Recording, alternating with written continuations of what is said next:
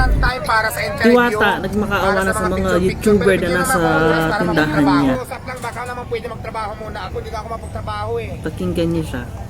Di ba sabi ko may time naman para sa interview ng vlogging, sa picture-picture. Bigyan niyo man akong time para makakilos ako sa tindahan ko kasi Tama nga naman, hindi naman laging oras is nagbibigay siya ng oras para sa inyo. hindi ko na maasikaso, hindi ko alam kung may Owner din siya ng kanyang negosyo. pupunta ako dyan.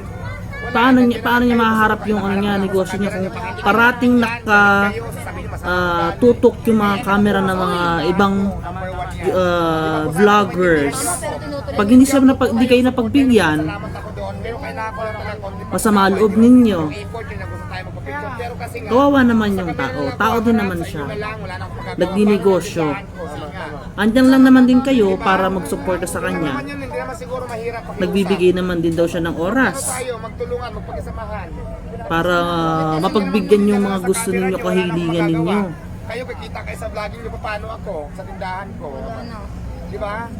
Kikita kayo ng reels niyo. Humble pa rin si Diwata. Wala naman akong pakialam sa kita niyo, pero sa akin lang naman, Hindi naman lumalaki yung ulo niya. normal para makapagtrabaho ako dito. Kumakayod lang siya para sa pamilya din niya siguro, saka sa sarili niya, sa negosyo niya. Masama ako nasabi sa inyo.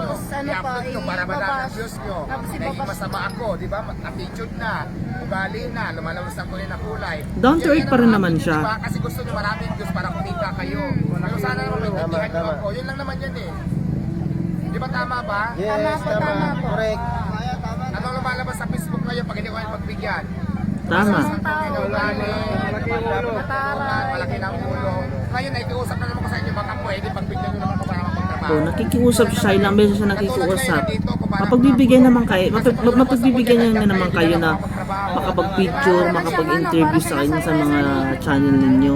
Pero pagbigyan niyo naman din siya makapagtrabaho. Kasuhin ko yung mga kulang dyan, yung tao ko nandiyan mabasa ko. Hindi ko magawa kasi nandiyan kayo. Gusto nyo sa kamera na lang kayo lagi. Kaya, Nagbibigay ako ng time para sa interview, para sa mga picture-picture. Pero bigyan naman ako ng oras para mapagtrabaho.